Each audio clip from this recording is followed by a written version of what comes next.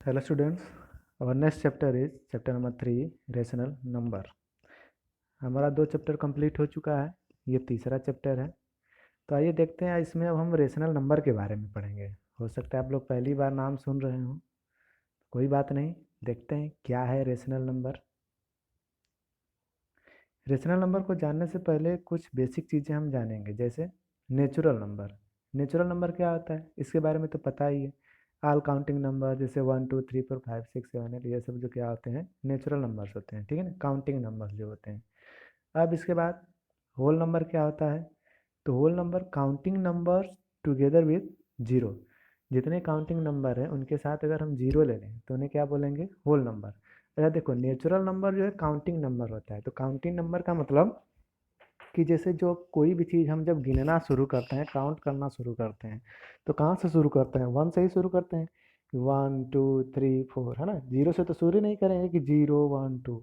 इसका मतलब कि काउंटिंग नंबर हमारा क्या आता है, 1 2 3 4 5 6 ऐसे। तो इसको हम बोलेंगे नेचुरल नंबर। और होल नंबर जो होता है उसमें जीरो इंक्लूड हो जाता है, काउंटिंग नेचुरल नंबर के साथ जीरो इंक्लूड हो जाता है। तो counting numbers together with zero, इसको बोलेंगे हम होल नंबर। ओके, आगे बढ़ते हैं। Sum of two whole numbers is a whole number, ये सब चीज़ें पता ही होंगी। The product of two whole number is whole number, है ना। Difference of two whole number is not always a whole number. अब किसी भी दो होल नंबर का जो सम होता है वो हमेशा होल नंबर होगा। जैसे 2 + 3 = 5 आएगा तो ये भी होल ही नंबर है ना।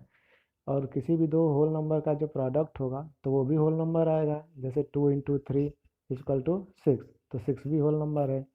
अब किसी भी दो होल नंबर का जो डिफरेंस होता है वो कोई ज़रूरी नहीं है कि होल नंबर आए।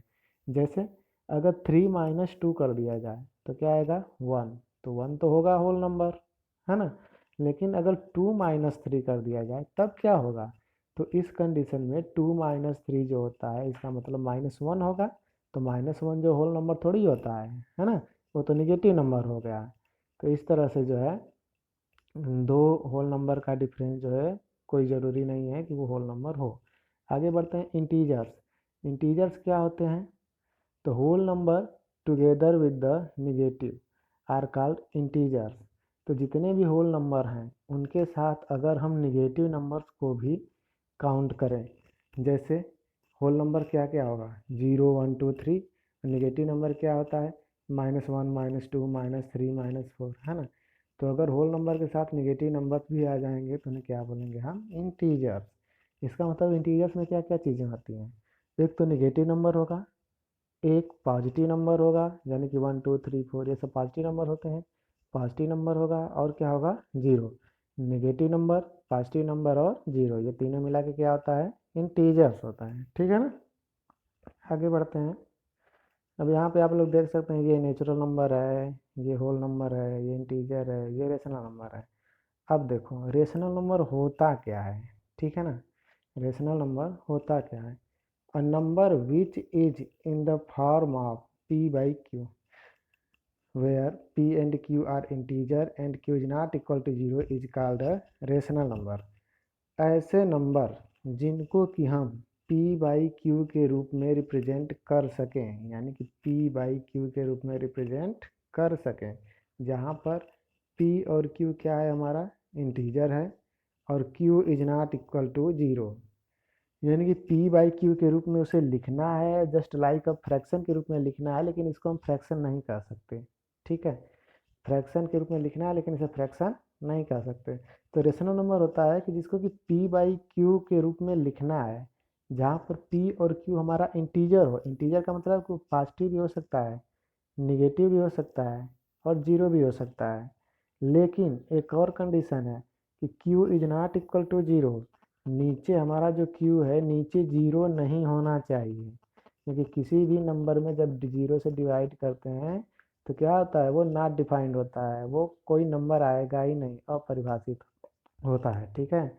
तो p/q के रूप में रिप्रेजेंट किया जा सके, जहाँ पे p और q कोई इंटीजर हो और q is not equal to zero, that means नीचे हमारा जीरो नहीं होना चाहिए।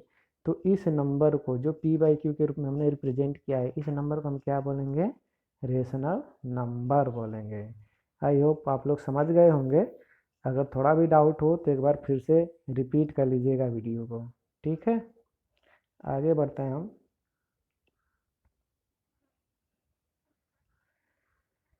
अब रेशनल नंबर हमारा जो है दो तरह का होता है। पहला होता है पॉजिटिव रेशनल नंबर, दूसरा negative rational number. Positive rational number हमारा क्या होता है?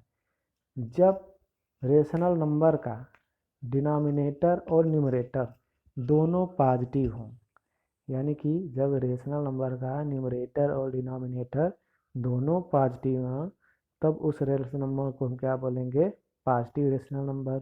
एक और कंडीशन होती है पॉजिटिव होने की, जब रेशनल नंबर का न्यूमरेटर और डिनोमिनेटर दोनों निगेटिव हों, या तो दोनों पॉजिटिव हों या तो दोनों निगेटिव हों, तब उस कंडीशन में हमारा जो रेशनल नंबर होगा वो पॉजिटिव रेशनल नंबर होगा। देखो, पॉजिटिव जब होगा न्यूमरेटर और डिनोमिनेटर तो वो तो पॉजिटिव होगा ही, क्योंकि दोनों के दोनों पॉजिटिव हैं, है ना। अब अगर दोनों निगेटिव होगा तब तब के कंडीशन में क्या होगा? तब भी पॉजिटिव होगा। कैसे? क्योंकि दोनों तरफ से जो माइनस होता है वो कट जाएगा, डिवाइड हो जाएगा। तो माइनस का माइनस में जब डिवीजन होता है तो क्या होता है? प्लस होता है। ये तो जानते ही हो, है ना। तो इसका मतलब पॉजिटिव हमारा रेशनल नंबर कब होगा? कि जब न्यूमरेटर और डिनोमिनेटर या तो दोनों पॉजिटिव हों या तो दोनों निगेटिव हों, तब जो रेशनल नंबर होगा वो हमारा पॉजिटिव रेशनल नंबर होगा। ओके। अब निगेटिव कब होगा? निगेटिव रेशनल नंबर हमारा तब होगा जब या तो डिनोमिनेटर निगेटिव हो और न्यूमरेटर पॉजिटिव हो, यानी कि दोनों में से कोई भी एक पॉजिटिव हो और दूसरा निगेटिव हो, या तो डिनोमिनेटर पॉजिटिव हो और न्यूमरेटर निगेटिव हो, या तो न्यूमरेटर पॉजिटिव हो और डिनोमिनेटर निगेटिव हो। तब इस कंडीशन में जो रेशनल नंबर होगा वो हमारा निगेटिव रेशनल नंबर होगा। ओके। या तो डिनोमिनेटर पॉजिटिव हो और न्यूमरेटर निगेटिव हो, या फिर डिनोमिनेटर निगेटिव हो और न्यूमरेटर पॉजिटिव हो, तो इसको क्या बोलेंगे? Negative rational number. ओके। तो ये था रेशनल नंबर का इंट्रोडक्शन। आगे बढ़ते हैं, मिलेंगे फिर नेक्स्ट वीडियो क्लास में। तब तक इसको रिवाइज करिए।